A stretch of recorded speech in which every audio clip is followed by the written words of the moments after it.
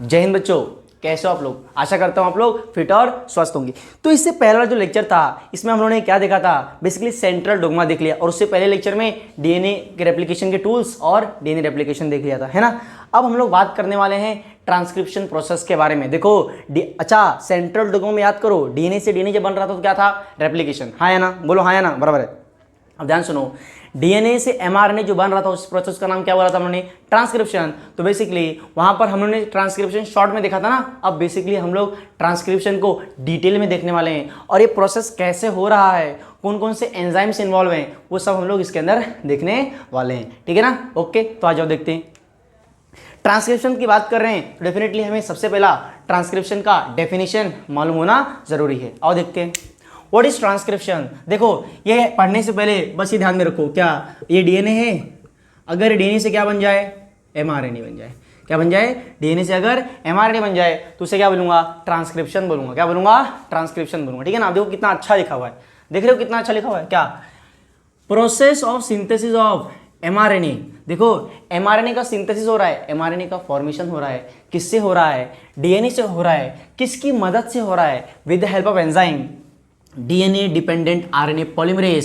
Sir DNA replication में तो आपने डीएनए डिपेंडेंट डीएनए पॉलीमरेज लिखाया था, अचानक से डीएनए डिपेंडेंट आरएनए पॉलीमरेज कैसे आ गया। अरे बच्चों ध्यान को याद करो, उस समय डीएनए से डीएनए बना रहे थे ना, तो डीएनए के स्ट्रैंड पर पॉलीमरेज एंजाइम डिपेंडेंट था, इसलिए क्या बोल रहे थे, डीएनए डिपेंडेंट डीएनए पॉलीमरेज। यहाँ पर क्या हो रहा है, यहाँ पर ध्यान से देखो, मान लो ये डीएनए का स्ट्रैंड है, क्या है, डीएनए का स्ट्रैंड। और हम लोग जानते हैं कि जो आरएनए होता है, किसी भी तरीके का आरएनए होता है, वो होता है सिंगल स्ट्रैंडेड। कैसा होता है, सिंगल स्ट्रैंडेड। तो आरएनए बनाना है ना, तो डेफिनेटली आरएनए का स्ट्रैंड तैयार करना है। जब मैं आरएनए का स्ट्रैंड तैयार करूंगा तो डेफिनेटली मुझे आरएनए पॉलीमरेज चाहिए होगा। क्या चाहिए होगा, आरएनए पॉलीमरेज, हाँ या ना। लेकिन जो आरएनए पॉलीमरेज नामक एंजाइम है, क्या वो डीएनए के स्ट्रैंड पे नहीं डिपेंडेड है ना, डीएनए के स्ट्रैंड पर डिपेंडेड है, और क्या कर रहा है, नया स्ट्रैंड तैयार कर रहा है। इसीलिए क्या बोला गया है कि डीएनए से एमआरएनए का बनना तो ट्रांसक्रिप्शन है, लेकिन किसकी मदद से आप ये प्रोसेस कर रहे हो, दैट इज डीएनए डिपेंडेंट और क्या, आरएनए पॉलीमरेज, ठीक है ना। ओके क्लियर है, आ जाओ। देखो कितना अच्छा, ये देख रहे हो, मतलब फुल मैथमेटिक्स वाला फील है ना। देख रहे हो क्या, डीएनए से बन रहा है एमआरएनए, रिएक्शन जैसा लग रहा है कि नहीं लग रहा है ना। डीएनए से क्या बन रहा है, एमआरएनए बन रहा है, किसकी मदद से बन रहा है, डीएनए डिपेंडेंट आरएनए पॉलीमरेज। समझ में आया, क्लियर है, ओके। अब कुछ चीज़ें ध्यान में रखने वाली बात है। क्या सर, देखो क्या लिखा है, ड्यूरिंग ट्रांसक्रिप्शन, ट्रांसक्रिप्शन के दौरान डीएनए में होते हैं 2 स्ट्रैंड। डीएनए में कितने होते हैं, 2 स्ट्रैंड, क्योंकि डीएनए जो होता है वो डबल हेलिकल मॉडल होता है।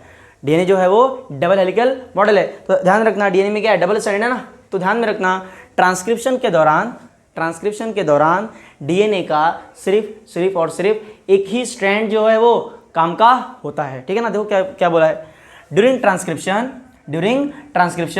Only 1 strand of DNA. DNA का सिर्फ एक स्ट्रैंड ही क्या होता है, कॉपी होता है, किसमें, आरएनए में। समझ में आया, क्लियर है, ये चीज ध्यान में रखना है। अच्छा, ये जो स्ट्रैंड है, जिस स्ट्रैंड से बेसिकली आरएनए बन रहा है, जिस स्ट्रैंड से आरएनए बन रहा है, उसे हम लोग कहते हैं टेम्पलेट स्ट्रैंड। क्या कहेंगे, टेम्पलेट स्ट्रैंड। टेम्पलेट स्ट्रैंड का मतलब क्या होता है, टेम्पलेट मतलब होता है सांचा। क्या होता है, सांचा। और हम लोग जानते हैं सांचे के रूप में टेम्पलेट स्ट्रैंड काम करेगा, तभी तो दूसरा क्या बनेगा, आरएनए बनेगा। समझ में आया। तो डीएनए का वो स्ट्रैंड जो सांचे के रूप में काम करता है, उसे हम लोग कहते हैं टेम्पलेट स्ट्रैंड। क्या कहते हैं, टेम्पलेट स्ट्रैंड, ठीक है।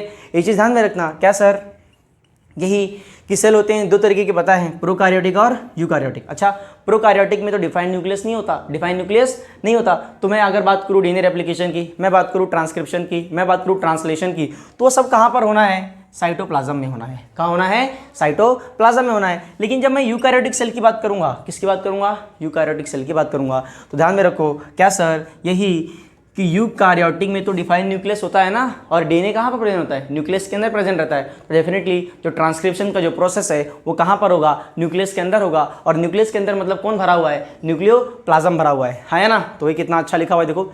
अगर प्रोकैरियोटिक की बात करूँ तो वहाँ पर जो ट्रांसक्रिप्शन होगा वो साइटोप्लाज्म में होगा, जबकि सेल यूकैरियोटिक अगर होगा तो उसका ट्रांसक्रिप्शन कहाँ पर होगा, न्यूक्लियोप्लाज्म में होगा। ठीक है ना, जल्दी से स्क्रीनशॉट ले लो, फिर हम लोग आगे देखेंगे कि बेसिकली ट्रांसक्रिप्शन के लिए कौन कौन सी चीज़ों की रिक्वायरमेंट होती है उसके बारे में डिस्कस करेंगे, फिर हम लोग ट्रांसक्रिप्शन प्रोसेस चालू करेंगे स्टेप वाइज स्टेप। तब तक क्या कर रहे हैं ना, जल्दी से स्क्रीनशॉट ले लो, जल्दी से चलो स्क्रीनशॉट ले लिया। ठीक है, तो हम लोग क्या करने वाले हैं, अब हम लोग ट्रांसक्रिप्शन के लिए जो भी चीज़ें रिक्वायरमेंट होंगी वो हम लोग देखेंगे। जैसे डीएनए रेप्लिकेशन के लिए कौन कौन सी चीज़ें रिक्वायर्ड थी वो हम लोगों ने सबसे पहले देख लिया था, फिर उसके बाद स्टेप वाइज हम लोगों ने क्या देखा था, ट्रांसक्रिप्शन। उसी तरीके से हम लोग ट्रांसक्रिप्शन भी देखने वाले हैं। ठीक है ना, तो अब कौन कौन सी चीज़ें रिक्वायर्ड है ट्रांसक्रिप्शन के दौरान, बेसिकली वही सब चीज़ें हम लोग देखने वाले हैं। ठीक है ना, तो क्या क्या चीज़ें रिक्वायर्ड है एक एक करके बात करेंगे। ठीक है ना, टेंशन नहीं लेना है, कुछ भी देखो सब कुछ समझ में आएगा, लेकिन टेंशन नहीं लेना है। जैसे जैसे बताते जा रहा हो वैसे वैसे सुनते जाना है और नोट्स बनाते जाना है। ठीक है ना, ठीक है। तो सबसे पहले जो रिक्वायर्ड है वो है डीएनए सीक्वेंस। डेफिनेटली डीएनए के पास कोई ना कोई सीक्वेंस होगा, उसी को तो क्या करना है, उसी का तो बेसिकली ट्रांसक्रिप्शन करना है कि नहीं। डीएनए के पास कुछ ना कुछ सीक्वेंस होना चाहिए ना, जिसका क्या करना होगा, ट्रांसक्रिप्शन करना होगा, है ना। दूसरा आ जाओ, अब हम बात करते हैं व्हाट इज प्रमोटर। ध्यान सुनना, पहला क्या रिक्वायर्ड है, डीएनए सीक्वेंस पहले कर देख लेते हैं, फिर एक एक चीज़ें क्या होती हैं उसको हम लोग डिस्कस कर लेंगे। ठीक है ना, तो रिक्वायर्ड क्या क्या है, DNA sequence, promoter, structural gene, terminator, RNA polymerase, dNTPs, initiation factor और टर्मिनेशन फैक्टर। वापस से क्या क्या रिक्वायर्ड है, डीएनए सीक्वेंस रिक्वायर्ड है, प्रमोटर रिक्वायर्ड है, स्ट्रक्चरल जीन रिक्वायर्ड है, टर्मिनेटर रिक्वायर्ड है, आरएनए पॉलीमरेज रिक्वायर्ड है, डीएनटीपीस रिक्वायर्ड है, इनिशिएशन फैक्टर रिक्वायर्ड है और टर्मिनेशन फैक्टर रिक्वायर्ड है। क्लियर है, अब हम लोगों ने क्या देख लिया, सारी रिक्वायर्ड चीज़ें देख ली। अब हम लोग देखेंगे वो कौन कौन सी चीज़ें रिक्वायर्ड है और कैसा उनका प्रोसेस में कैसा उसका इन्वॉल्वमेंट है। ठीक है ना, तो सबसे पहले हम लोग देखेंगे प्रमोटर के बारे में। किसके बारे में जानेंगे, प्रमोटर के बारे में जानेंगे। अच्छा ध्यान में रखना, ये जो डीएनए सीक्वेंस है, ये जो प्रमोटर है और जो स्ट्रक्चरल जीन है, प्रमोटर, स्ट्रक्चरल जीन और किसकी बात करूँ मैं, टर्मिनेटर की बात करूँ, किसकी बात करूँ, टर्मिनेटर की बात करूँ, तो तीनों चीज़ें बेसिकली कहाँ पर प्रेजेंट होती हैं, डीएनए पर प्रेजेंट होती हैं। अच्छा, ये सब चीज़ें समझने से पहले एक काम करते हैं, एक डायग्राम बनाऊंगा, उसको समझ लेंगे, सब चीज़ें अपने आप समझ में आ जाएंगी। ठीक है ना, ओके क्लियर है। तो जो बना रहा हूँ उस पर ज़्यादा फोकस करना है। ठीक है ना, हम लोग सबसे पहले कंसेप्ट को सीख लेंगे। ठीक है ना, फिर देखेंगे क्या लिखा हुआ है। डीएनए के 2 स्ट्रैंड्स होते हैं। डीएनए कितने स्ट्रैंड्स होते हैं, 2 स्ट्रैंड्स होते हैं। डबल हेलिकल मॉडल होता है ना, 2 स्ट्रैंड्स होते हैं। एक स्ट्रैंड होता है 3 प्राइम एंड से चालू होता है और एक 5 प्राइम एंड पे खत्म होता है। और जो दूसरा स्ट्रैंड है वो यहाँ से चालू होता है, 5 प्राइम एंड से चालू होगा और 3 प्राइम एंड पे खत्म हो जाएगा, है ना। अब मैं क्या कर रहा हूँ, देखो इनके बीच में तो डेफिनेटली कौन से बॉन्ड्स होते हैं, हाइड्रोजन बॉन्ड्स होते हैं। कौन से बॉन्ड्स होते हैं, हाइड्रोजन बॉन्ड्स होते हैं, ये तो हमें पता है ना। अब मैं क्या कर रहा हूँ पता है, इनको मैं अलग कर रहा हूँ, दोनों स्ट्रैंड को क्या कर रहा हूँ, अलग कर रहा हूँ। ठीक है ना, अब देखो जब मैं अलग कर दूंगा तो क्या ऐसा दिखाई देगा, एक होगा 3 प्राइम एंड, एक होगा 5 प्राइम एंड और ये हाइड्रोजन बॉन्ड्स, है ना। और थोड़ी देर के लिए जी मिटा देते हैं। ठीक है ना, और यहाँ पे आ जाएगा 5 प्राइम एंड और यहाँ पे आ जाएगा 3 प्राइम एंड और ये रहा ऐसे, हाँ है ना। क्लियर है, दोनों जब अलग हो जाएंगे क्या ऐसा ही दिखाई देगा, बोलो हाँ है ना। ओके ओके ओके, अब ध्यान सुनना, डीएनए का वो स्ट्रैंड जो ट्रांसक्रिप्शन में इन्वॉल्व होता है उसे क्या कहते हैं हम लोग, टेम्पलेट स्ट्रैंड। क्या कहते हैं, टेम्पलेट स्ट्रैंड। मतलब ध्यान सुनना, ये दोनों स्ट्रैंड है, दोनों स्ट्रैंड देखो हमने ऑलरेडी पढ़ा हुआ है चीज़, क्या ट्रांसक्रिप्शन के अंदर डीएनए का सिर्फ एक ही स्ट्रैंड बेसिकली इन्वॉल्व होता है। ठीक है ना, तो कौन सा स्ट्रैंड वो होता है वो डीएनए का जो बेसिकली ट्रांसक्रिप्शन में इन्वॉल्व होता है, दैट इज नथिंग बट ये वाला स्ट्रैंड, दैट इज 3 प्राइम से 5 प्राइम एंड वाला जो स्ट्रैंड है बेसिकली वही किस में इन्वॉल्व होता है, ट्रांसक्रिप्शन में इन्वॉल्व होता है। मतलब इस स्ट्रैंड, ये वाला जो स्ट्रैंड है ये ट्रांसक्रिप्शन में इन्वॉल्व नहीं होता। क्लियर है क्या, पक्का इतना क्लियर है। ध्यान सुनना क्या बोल रहा हूँ, तो मैं इसे क्या बोलूँगा, ये बेसिकली ट्रांसक्रिप्शन के दौरान ये वाला स्ट्रैंड 3 प्राइम से 5 प्राइम वाला जो स्ट्रैंड है ये टेम्पलेट के रूप में काम करेगा, सांची के रूप में काम करेगा। तो मैं इसे क्या बोल दूंगा, टेम्पलेट स्ट्रैंड। क्या बोल दूंगा, टेम्पलेट स्ट्रैंड। क्लियर है क्या, पक्का ओके। अच्छा मुझे एक बात बता दो, जब ट्रांसक्रिप्शन होगा तो क्या होगा, जब ट्रांसक्रिप्शन होगा तो क्या होगा, बेसिकली यहीं पर एक आरएनए का स्ट्रैंड बन जाएगा, है ना। ट्रांसक्रिप्शन यही होता है ना, डीएनए से एमआरएनए का बनना क्या होता है, ट्रांसक्रिप्शन होता है, बोलो हाँ या ना, बराबर है। तो ये क्या हो जाएगा 5 प्राइम एंड, और क्या हो जाएगा 3 प्राइम एंड। एक बार ट्रांसक्रिप्शन हो जाएगा बेसिकली ये वाला स्ट्रैंड क्या हो जाएगा, अलग हो जाएगा, हाँ या ना। अच्छा हम लोगों ने ये चीज़ पढ़ा हुआ है क्या, थोड़ा देख लो ना, तो थोड़ा मैं पानी पी लूँ, है ना, ठीक है।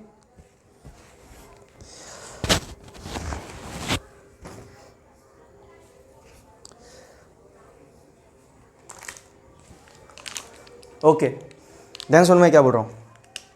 डीएनए का स्ट्रैंड था जो कि टेम्पलेट के रूप में काम कर रहा है, सांचे के रूप में काम कर रहा है, उसी स्ट्रैंड से नया एमआरएनए स्ट्रैंड बन जाएगा, है ना।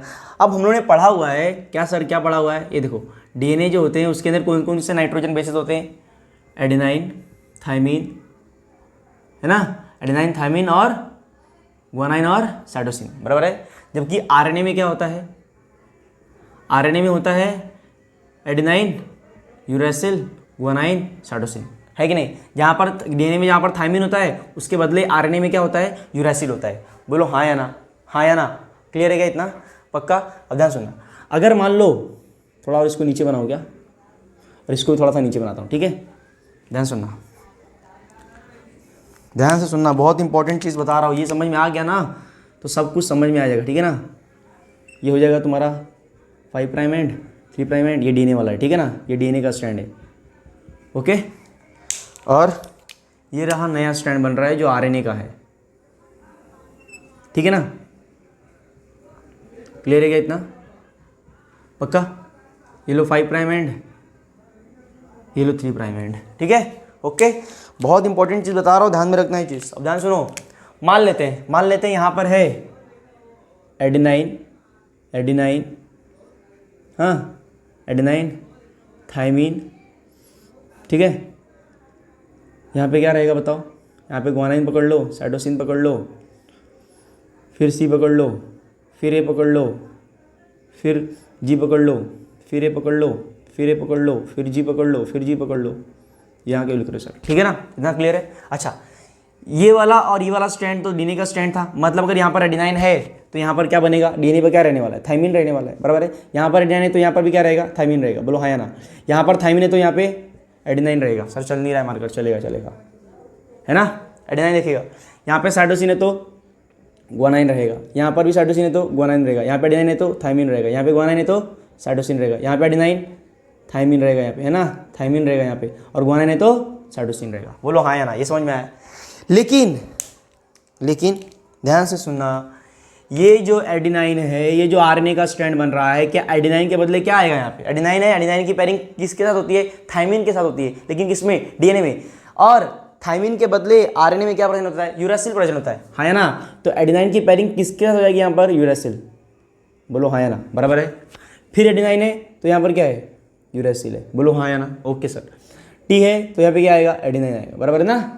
यहाँ पर जी है तो सी आएगा, यहाँ पे सी है तो जी आएगा, यहाँ पे सी है तो जी आएगा, यहाँ पे एडेनाइन है तो देखो फिर से आ गया, एडेनाइन है तो थाइमिन आएगा क्या, नहीं, थाइमिन क्यों नहीं आएगा, बिकॉज आरएनए है। तो यहाँ पे क्या लिखूंगा बताओ, यहाँ पर लिखूंगा यूरेसिल, है ना, फिर साइटोसिन, फिर यूरेसिल, फिर यूरेसिल, फिर साइटोसिन, हाँ है ना।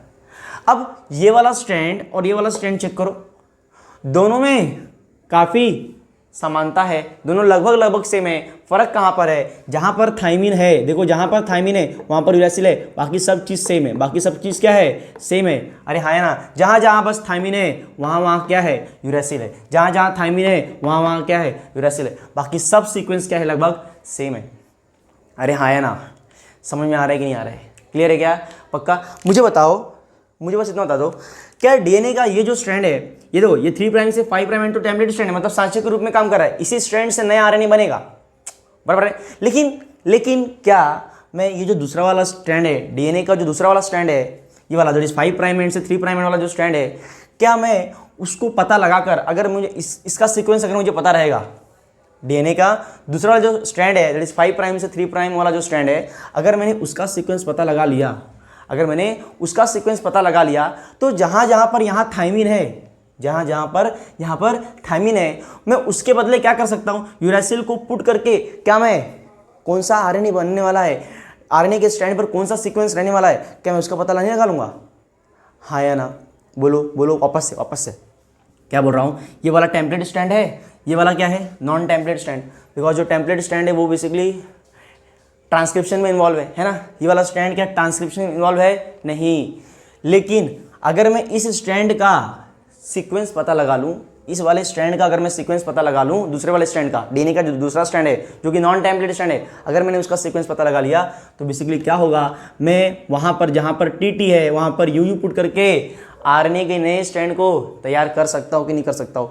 तुम मुझे बताओ, इन दोनों स्टैंड में से मैंने किस स्टैंड से पता लगाया, किस स्टैंड से मुझे पता चला कि कौन कौन से कोड्स यहाँ पर प्रेजेंट रहेंगे, रह सकते हैं इस स्टैंड से ना, है ना। तो बेसिकली इस स्टैंड को हम लोग कहते हैं नॉन कोडिंग स्ट्रैंड। क्या सॉरी इसे कहते हैं हम लोग कोडिंग स्ट्रैंड। क्या कहते हैं? Coding strand. क्या कहेंगे इसे हम लोग? Coding strand. वापस से कोडिंग स्ट्रैंड क्यों कह रहे हैं? बिकॉज इसके कोड से आप पता लगा पाओगे कि कौन सा आरएनए बनने वाला है।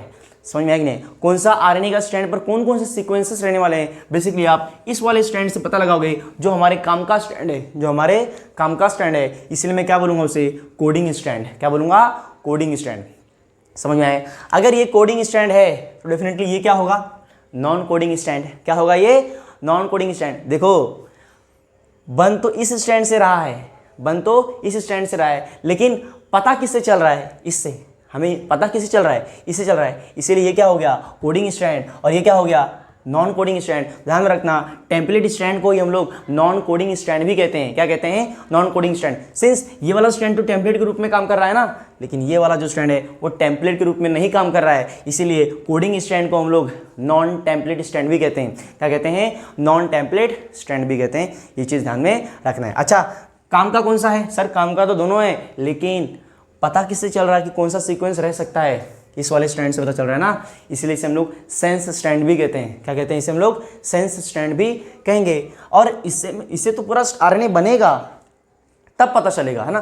तो इसे हम लोग नॉनसेंस स्टैंड कहते हैं। तो ध्यान में रखना, इसे हम लोग टेम्पलेट स्टैंड कहते हैं, इसे हम लोग नॉन कोडिंग स्टैंड कहते हैं, इसे हम लोग नॉनसेंस स्टैंड कहते हैं। जबकि ये वाला जो स्टैंड है, डीएनए का जो दूसरा वाला स्टैंड है, इसे हम लोग कहते हैं कोडिंग स्टैंड, इसे हम लोग कहते हैं सेंस स्टैंड। समझ में आएगी नहीं? और इसे कहते हैं नॉन टेम्पलेट स्टैंड। ये चीज़ ध्यान में रखना है। समझ में आएगी नहीं? जल्दी से स्क्रीनशॉट ले लो। ओके, स्क्रीनशॉट ले लिया? बहुत बढ़िया। समझ में आया कि नहीं? ठीक है, अब ध्यान सुनना। अब जो बताने जा रहा हूँ इससे भी ज़्यादा इंपॉर्टेंट, ध्यान से रखना। डीएनए पर हमें पता है सीक्वेंसेस होती हैं। डीएनए पर 4 लेटर्स लिखे होते हैं, एडेनाइन, थायमिन, ग्वानाइन, साइटोसिन, और इनके कॉम्बिनेशन से बेसिकली कोड्स बनते हैं। ठीक है ना। तो डीएनए पर हमें 3 रीजन देखने को मिलते हैं। कितने रीजन देखने को मिलते हैं? 3 रीजन देखने को मिलते हैं। देखो यहाँ पर लिखा हुआ है ना, प्रेजेंट इन डीएनए। तो डीएनए पर एक तो हमें सीक्वेंस देखने मिलेगा, मतलब ये जो लिखे हुए हैं ATTGC, ये सब चीज़ क्या है? सीक्वेंस है। ठीक है ना। फिर बात करते हैं डीएनए पर और क्या रहने वाला है? प्रमोटर रहेगा। क्या रहेगा? प्रमोटर रहेगा। और क्या रहने वाला है? स्ट्रक्चरल जीन और टर्मिनेटर। ये चीज़ ध्यान में रखना है। डीएनए के स्ट्रैंड पर, डीएनए के इस वाले स्ट्रैंड पर ध्यान सुनना जो बोल रहा हूँ, डीएनए के जो टेम्पलेट स्ट्रैंड के रूप में काम कर रहा है, वहाँ पर हमें 3 रीजन देखने को मिलते हैं। सबसे पहला कौन सा रीजन रहेगा? सबसे पहले प्रमोटर रहेगा। क्या रहेगा? प्रमोटर रहेगा। फिर क्या रहने वाला है? स्ट्रक्चरल जीन रहने वाला है। और फिर तीसरा क्या रहने वाला है? टर्मिनेटर रहने वाला है। तो डीएनए पर 3 ऐसी जगह मिलती है जहाँ पर बेसिकली ट्रांसक्रिप्शन, मतलब जहाँ पर कहीं पर ट्रांसक्रिप्शन स्टार्ट हो रहा होता है, कहीं पर ट्रांसक्रिप्शन एक्चुअली में हो रहा होता है, और कहीं पर ट्रांसक्रिप्शन खत्म हो रहा होता है। तो जहाँ पर ट्रांसक्रिप्शन स्टार्ट होगा, ध्यान सुनना, डीएनए पर वो हिस्सा, डीएनए का वो हिस्सा जहाँ पर ट्रांसक्रिप्शन स्टार्ट होगा उसे मैं क्या बोलूँगा? प्रमोटर। ठीक है। जहाँ पर एक्चुअली में वो इन्फॉर्मेशन लिखा हुआ है जहाँ जिससे आरएनए बनेगा उसे क्या बोलूँगा? Structural gene. ठीक है। और जहाँ पर ट्रांसक्रिप्शन खत्म हो जाएगा उस सीक्वेंस को क्या बोलूँगा? टर्मिनेटर। तो डीएनए पर 3 रीजन देखने को मिलेंगे, प्रमोटर, स्ट्रक्चरल जीन और टर्मिनेटर। ठीक है ना। अब ध्यान से सुनना, बहुत इंपॉर्टेंट चीज़ बताने जा रहा हूँ। सर कब से इंपॉर्टेंट कर रहे हो, बता नहीं रहे? अरे बता रहा हूँ, सुनो तो सही। ध्यान सुनना। ये डीएनए है, बोलो हाँ या ना। ये क्या है? डीएनए। तो डीएनए पर मान लेते हैं 3 हिस्सा है ना, मान लेते हैं एक हिस्सा ये हो गया, छोटा बना तो सर थोड़ा छोटा बनाओ, चलो ठीक है, इतना हिस्सा ये हो गया, फिर यहाँ से लेके यहाँ तक अलग हिस्सा हो गया और ये अलग, ठीक है। 3 पार्ट दिख रहे हैं कि नहीं दिख रहे, देखो तो ज़रा, हाँ दिख तो रहे हैं, है ना, ठीक है। अब ध्यान सुनना, ये वाला हिस्सा कौन सा है, प्रमोटर, ये वाला कौन सा हिस्सा है, स्ट्रक्चरल जीन, और ये वाला हिस्सा कौन सा है, टर्मिनेटर। Okay done. अब ध्यान से सुनना, अगर कोई पूछे आपसे, अगर आपसे कोई पूछे क्या कि प्रमोटर कहाँ पर प्रेजेंट है, 3 प्राइम एंड पे प्रेजेंट है कि 5 प्राइम एंड पे प्रेजेंट है, ध्यान सुनना वापस से, अगर कोई आपसे पूछे कि प्रमोटर कहाँ प्रेजेंट है, 3 प्राइम एंड पे प्रेजेंट है कि 5 प्राइम एंड पे प्रेजेंट है, आप बोलोगे सर डेफिनेटली टेम्पलेट के रूप में काम कर रहा है तो प्रमोटर यहीं पर कहीं होगा, हाँ है ना, बिल्कुल सही बोल रहे हो आप। लेकिन हम लोग इसको पढ़ते कैसे हैं, हम लोग इसको रीड कैसे करते हैं, किसके कौन से स्ट्रैंड के रिस्पेक्ट में हम लोग इसे रीड करते हैं कि यहाँ पर प्रमोटर रहेगा, यहाँ पर स्ट्रक्चरल जीन रहने वाला है और यहाँ पे टर्मिनेटर रहने वाला है। बेसिकली साइंटिस्ट ने क्या किया, किस स्ट्रैंड के बेसिस पर इसको नाम दिया है, कोडिंग स्ट्रैंड। किसकी बात कर रहा हूँ, कोडिंग स्ट्रैंड। तो बेसिकली आप कोडिंग स्ट्रैंड के बेसिस पर ही क्या करोगे, आप डिसाइड करोगे कि प्रमोटर कहाँ पे है, स्ट्रक्चरल जीन कहाँ पे है और टर्मिनेटर कहाँ पे, ठीक है। तो ध्यान में रखना, अगर आपसे कोई पूछे प्रमोटर कौन से रीजन में प्रेजेंट है, तो क्या बोलोगे आप 5 प्राइम एंड, क्या बोलोगे 5 प्राइम एंड। क्यों, क्योंकि आप किसके रिस्पेक्ट में बात कर रहे हो, कोडिंग स्ट्रैंड के रिस्पेक्ट में बात कर रहे हो। तो आपका जो प्रमोटर वाला रीजन है वो कहाँ रहने वाला है, प्रमोटर वाला रीजन कहाँ प्रेजेंट रहेगा, 5 प्राइम एंड पे प्रेजेंट रहेगा, कहाँ रहेगा 5 प्राइम एंड पे प्रेजेंट रहेगा। जबकि अगर आपसे कोई पूछे टर्मिनेटर कहाँ है, तो टर्मिनेटर का पोजीशन भी आपको कोडिंग स्ट्रैंड के बेसिस पर बताना है, जो कि कहाँ पर है 3 प्राइम एंड पर होगा। कहाँ पे होगा, 3 प्राइम एंड पर होगा। इतना क्लियर है, वापस से बोलूँगा मैं, कोडिंग स्ट्रैंड के रिस्पेक्ट में आप प्रमोटर और टर्मिनेटर का पोजीशन डिसाइड करते हो। तो अगर आपसे कोई पूछे प्रमोटर कहाँ पे है, तो आप बोलोगे 5 prime end of coding strand, क्योंकि किसके रिस्पेक्ट में बात कर रहे हो आप, कोडिंग स्ट्रैंड के रिस्पेक्ट में बात कर रहे हो। अगर आपसे कोई पूछे कि टर्मिनेटर कहाँ पे है, तो क्या बोलोगे आप, बेसिकली 3 प्राइम एंड पर बोलोगे। कहाँ पे बोलोगे, 3 प्राइम एंड पे बोलोगे। समझ में आया कि नहीं आया, क्लियर है, जल्दी से देख लो। मतलब ये है प्रमोटर, ये है स्ट्रक्चरल जीन और ये है टर्मिनेटर। लेकिन प्रमोटर कहाँ प्रेजेंट है, 5 प्राइम एंड पे, टर्मिनेटर कहाँ प्रेजेंट है, 3 प्राइम एंड पे, और स्ट्रक्चरल जीन बेसिकली प्रमोटर और टर्मिनेटर के बीच में प्रेजेंट है, जहाँ पर एक्चुअली में बेसिकली क्या होता है, यहाँ पे ट्रांसक्रिप्शन हो रहा होता है। समझ में आया कि नहीं आया, क्लियर है, ओके। ट्रांसक्रिप्शन स्टार्ट यहाँ से होता है, मतलब प्रमोटर से होता है ना। चल यहाँ प्रोसेसिंग यहाँ पर होती है और ख़त्म यहाँ पे हो रहा होता है, ठीक है ना। जल्दी से स्क्रीनशॉट ले लो। ओके चलो अब देखते हैं एक्चुअली में प्रमोटर है क्या, है ना, और स्ट्रक्चरल जीन क्या है, टर्मिनेटर क्या है, ठीक है ना। देखो सबसे पहले हम लोग बात करेंगे प्रमोटर के बारे में। तो व्हाट इज़ प्रमोटर, प्रमोटर क्या है। देखो प्रमोटर कहाँ प्रेजेंट है, डीएनए पे प्रेजेंट है ना, मतलब डीएनए का कुछ सीक्वेंस होगा, तो वही लिखा हुआ है, कितना अच्छा लिखा हुआ है। देखो small sequence of DNA, DNA का सबसे स्मॉल सीक्वेंस जो बेसिकली क्या प्रोवाइड करता है, binding site for RNA polymerase. बहुत इंपॉर्टेंट, क्योंकि हम लोग जानते हैं आरएनए पॉलीमरेज से ही नया स्ट्रैंड बनेगा, आरएनए पॉलीमरेज से ही क्या बनने वाला है, नया स्ट्रैंड बनेगा। तो डेफिनेटली प्रमोटर जो है, जो प्रमोटर वाला रीजन है, बेसिकली वहीं पर आकर आरएनए पॉलीमरेज क्या करेगा, जुड़ेगा। क्या करेगा, जुड़ेगा। देखो मतलब ये वाला जो रीजन है ये क्या है, प्रमोटर, ये स्ट्रक्चरल जीन और ये टर्मिनेटर। तो बेसिकली जो अपना आरएनए पॉलीमरेज है, देखो आरएनए पॉलीमरेज इस जगह पे आके जुड़ रहा है ना, इस जगह पे आके जुड़ेगा, उसे क्या बोलेंगे, उसे बोलेंगे प्रमोटर। तो देखो कितना अच्छा लिखा है, प्रमोटर मतलब डीएनए का वो स्मॉल सीक्वेंस जहाँ पर बेसिकली बाइंडिंग साइट है, किसके लिए, आरएनए पॉलीमरेज के लिए, ठीक है। देखो आरएनए पॉलीमरेज यहाँ पर बाइंड करेगा, उसके बाद आगे जाएगा तो उसे स्ट्रक्चरल जीन मिलेगा, स्ट्रक्चरल जीन को वो कॉपी करेगा, कॉपी करने के बाद यहाँ पर उसको मिलेगा टर्मिनेटर, जैसे वो यहाँ पर सीक्वेंस पढ़ेगा वो हट जाएगा।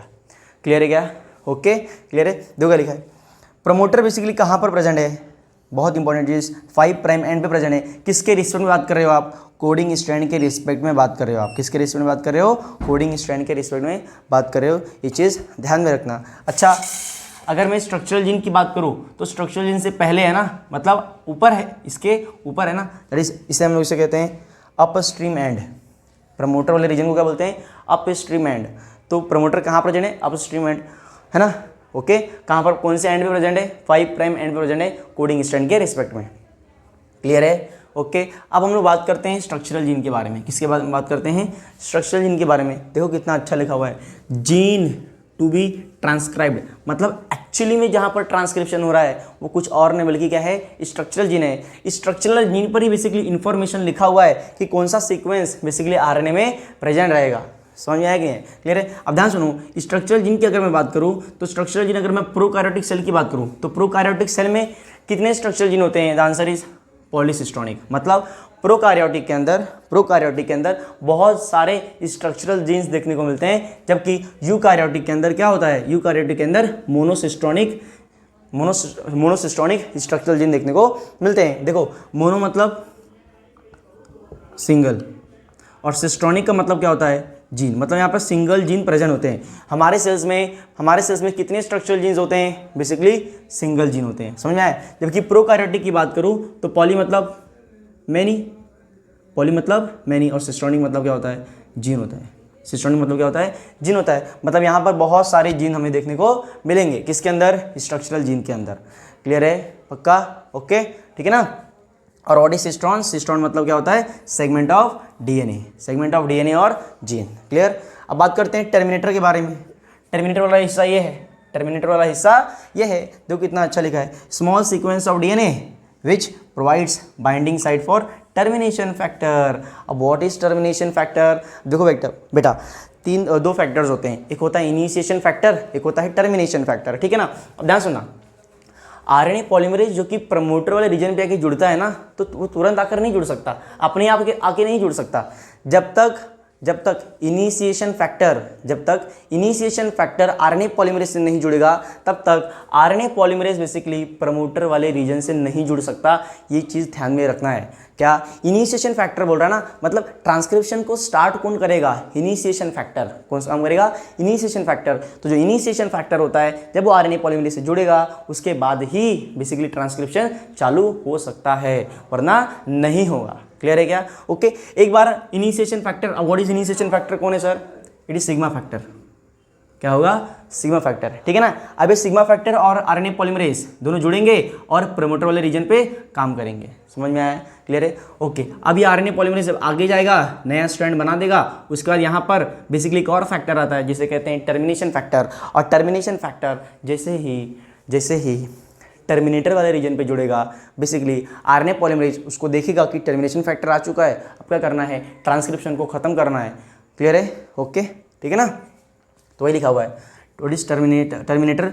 ऐसा small sequence of DNA basically जो क्या करता है, बेसिकली बाइंडिंग साइट प्रोवाइड करता है। किसके लिए? टर्मिनेशन फैक्टर के लिए। और ध्यान में रखना है ये कहाँ पर प्रेजेंट रहता है? 3 प्राइम एंड पे प्रेजेंट रहता है। कोडिंग स्ट्रैंड के रिस्पेक्ट में बात हम लोग कर रहे हैं। ठीक है ना। और अच्छा, इसे हम लोग एक और चीज़ कहते हैं डाउन स्ट्रीम एंड। क्यों डाउन स्ट्रीम एंड? देखो ये वाला स्ट्रक्चरल जीन है, ये इसके ऊपर प्रेजेंट था, तो इसे हम लोग क्या कह रहे थे? अपर स्ट्रीम एंड। जबकि ये वाला स्ट्रक्चरल जीन है, स्ट्रक्चरल जीन के ठीक बाजू में है ना, एंड वाले रीजन पे, इसलिए हम लोग इसे कहते हैं डाउन स्ट्रीम एंड। क्या कहते हैं? Down stream and. ये चीज़ ध्यान में रखना है। क्लियर है? इनिशिएशन फैक्टर से देखो, जब इनिशिएशन फैक्टर आरएनए पॉलीमरेज से जुड़ेगा तभी क्या होगा? तभी ट्रांसक्रिप्शन स्टार्ट होगा। और जैसे ही टर्मिनेशन फैक्टर आएगा, आरएनए पॉलीमरेज उसको देखेगा, वैसे ही ट्रांसक्रिप्शन खत्म हो जाएगा। क्लियर है? अब क्या होते हैं इनिशिएशन फैक्टर, क्या होते हैं टर्मिनेशन फैक्टर, वही हम लोग आगे देखेंगे। तब तक क्या करना है? जल्दी से स्क्रीनशॉट ले लेना है। ओके बच्चों, स्क्रीनशॉट ले लिया आपने, वेरी गुड। अब देखो इधर, अब हम लोग बात करते हैं इनिशिएशन फैक्टर के बारे में। किसके बारे में बात करेंगे? इनिशिएशन फैक्टर के बारे में।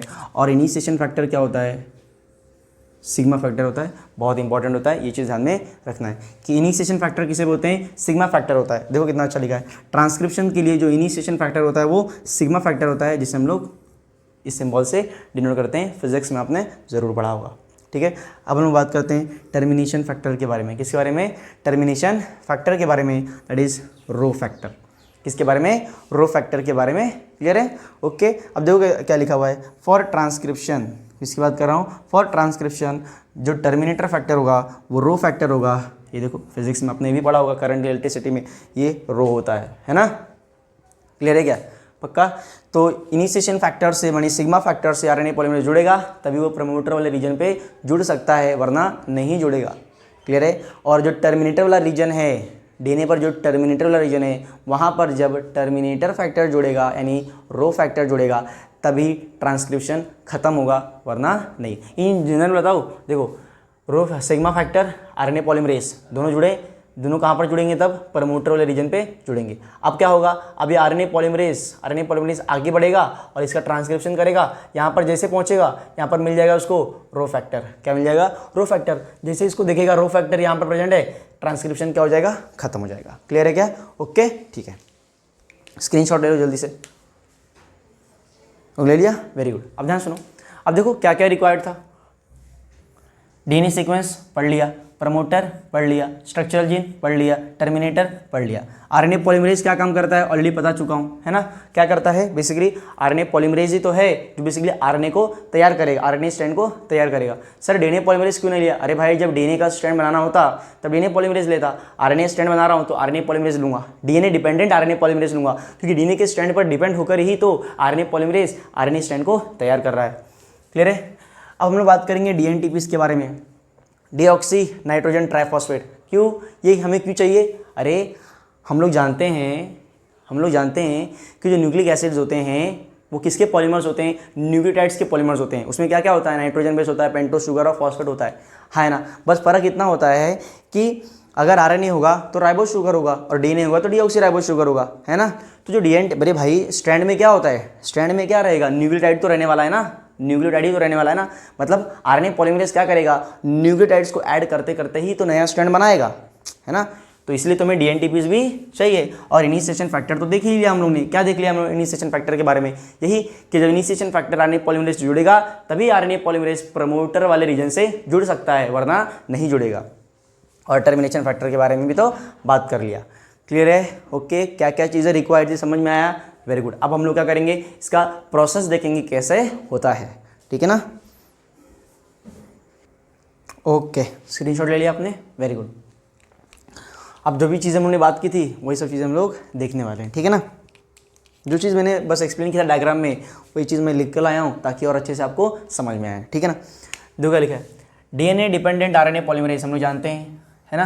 ये क्या होगा, जो एंजाइम होगा वो कौन सा है, डीएनए डिपेंडेंट आरएनए पॉलीमरेज। वो क्या करता है, पॉलीमराइजेशन कर देता है। कौन से डायरेक्शन में करेगा, 5 प्राइम से 3 प्राइम। देखो जितने भी तरीके के पॉलीमरेज होते हैं ना वो किस डायरेक्शन में काम करते हैं, 5 प्राइम से 3 प्राइम, उनका खुद का डायरेक्शन होता है। लेकिन किस स्ट्रैंड पे काम करेंगे, 3 प्राइम से 5 प्राइम। चेक करो, टेम्पलेट स्ट्रैंड जो था वो 3 प्राइम से 5 प्राइम वाला था, इसीलिए तो जो नया स्ट्रैंड बनेगा आरएनए का वो हमेशा 5 प्राइम से 3 प्राइम स्ट्रैंड वाला ही आरएनए बनेगा। क्लियर है ना, ओके। अब देखो क्या लिखा है, डीएनए का ऐसा स्ट्रैंड जिसकी पोलैरिटी हो, मतलब जो स्टार्ट हो 3 प्राइम एंड से खत्म हो 5 प्राइम एंड से, उसे हम लोग क्या कहेंगे, टेम्पलेट स्ट्रैंड। क्या यही बोला था मैंने, है ना। डीएनए का वो स्ट्रैंड जिसकी पोलैरिटी स्टार्ट हो 3 प्राइम एंड से खत्म हो 5 प्राइम एंड से, उसे हम लोग क्या कहेंगे, टेम्पलेट स्ट्रैंड कहेंगे। और टेम्पलेट स्ट्रैंड का दूसरा नाम क्या था, non coding strand. Non coding strand इसीलिए क्योंकि जो प्रमोटर था, जो टर्मिनेटर था, वो हम लोग कोडिंग स्ट्रैंड के रिस्पेक्ट में डिसाइड करते हैं। और टेम्पलेट स्ट्रैंड इसीलिए क्या कहलाता है, नॉन कोडिंग स्ट्रैंड। क्लियर है। नॉन कोडिंग स्ट्रैंड को हम लोग एंटी सेंस स्ट्रैंड कहते हैं। क्या कहते हैं, एंटी सेंस स्ट्रैंड या फिर नॉन सेंस स्ट्रैंड। क्लियर है क्या, ओके।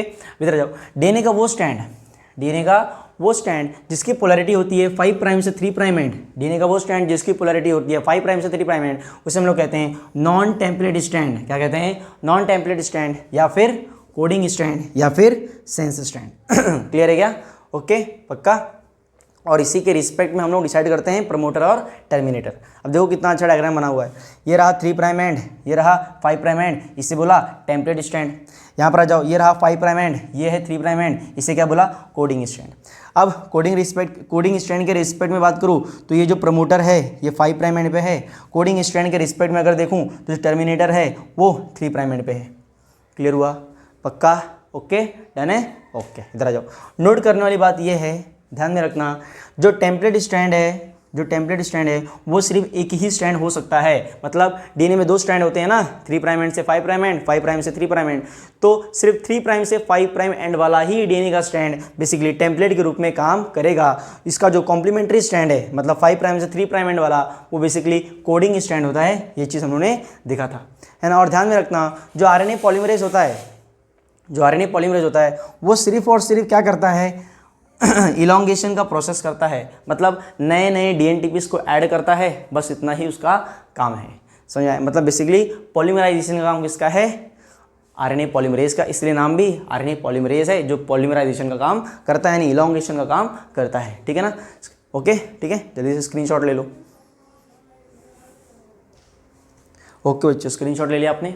ओके, तो अब हम लोग जानेंगे आरएनए पॉलीमरेज के बारे में। ठीक है, तो आरएनए पॉलीमरेज की अगर मैं बात करूँ तो आरएनए पॉलीमरेज, अगर मैं बात करूँ प्रोकार्योट्स में, किसकी बात करूँ, प्रोकार्योट्स के बारे में। जब भी हम लोग डिस्कशन करते हैं हम लोग किसी भी एंजाइम के बारे में, किसी सेल के बारे में, तो मैं प्रोकार्योट्स और यूकार्योट्स दोनों के रिस्पेक्ट में बात कर रहा होता हूँ। ठीक है ना?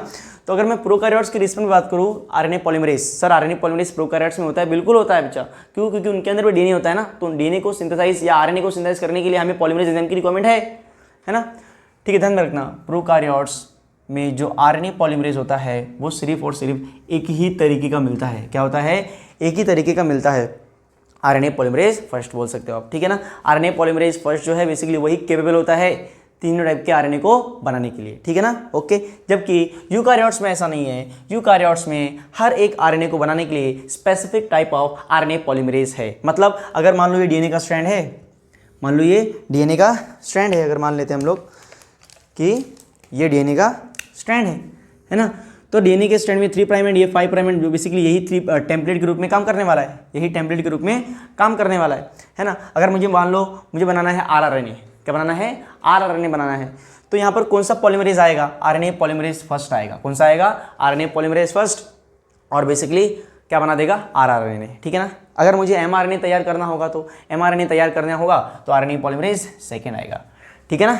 अगर मुझे डीएनए के टेम्पलेट पर मुझे टीआरएनए तैयार करना है, क्या करना है, टीआरएनए तैयार करना है, तो बेसिकली आरएनए पॉलीमरेज थर्ड आएगा।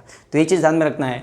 पॉलीमरेज एंजाइम यूकार्योट्स के अंदर 3 टाइप के होते हैं। कितने टाइप के होते हैं, 3 टाइप के होते हैं। एक होता है RNA polymerase first, RNA polymerase second, RNA polymerase third.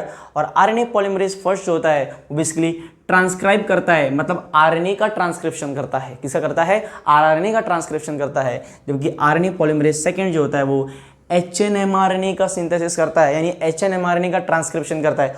What is hnRNA, hnRNA मतलब हेट्रोजीनियस न्यूक्लियर एमआरएनए। अब बेटा ध्यान में रखना, व्हाट इज एमआरएनए। देखो ये जो डीएनए का जो स्ट्रैंड है ना, इसमें पहला लेक्चर में हम लोगों ने डिस्कस किया हुआ है कि डीएनए के स्ट्रैंड्स पर कुछ इन्फॉर्मेशन काम का है, कुछ इन्फॉर्मेशन काम का नहीं है।